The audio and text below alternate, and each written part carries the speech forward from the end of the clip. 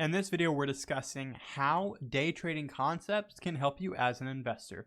Hello guys, welcome to this video. I am the Impeccable Investor and I teach people how to day trade and invest in the stock market. What I wanted to go over today was how day trading concepts can help you as an investor. So day trading concepts are support and resistance and the bid and ask. So I'm going to go over that real quick right now. As you can see, if you don't know already, support is where stock tends to bounce. So if you can see here, this little line of support is where a stock tends to bounce. Why? Because we came down here and we bounced and we went back up. So the same thing applies to this 170 level. You can see here that the stock went up and came down and bounced. That's known as support. And you can trace support so many different ways here. You also have it at 190. You can see here, because another concept is resistance. Resistance is where a stock tends to top out at.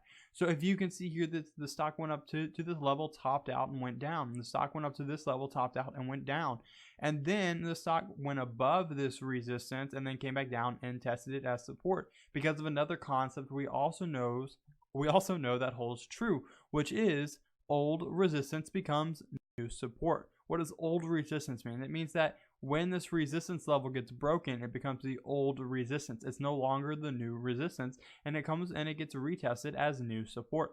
The same thing happens with support. Old support becomes new resistance. We can't really see that here because it's not really downtrending, but it does happen. So as you can see here, if you're looking for a good investment, how to know when a stock is overbought, these day trading concepts can help you immensely.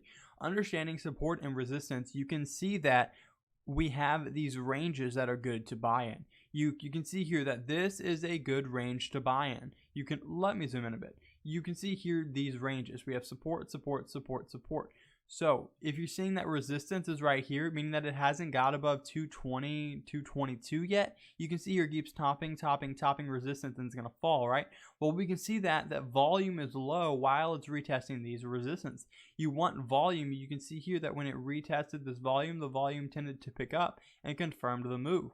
So that's a day trading concept. Looking at volume at the support and resistance levels shows us if it's going to hold. For instance, seeing that we have a support down here and then you have volume stepping up, which means volume coming in, people buying at this level, showing that, hey, it's going to hold this support.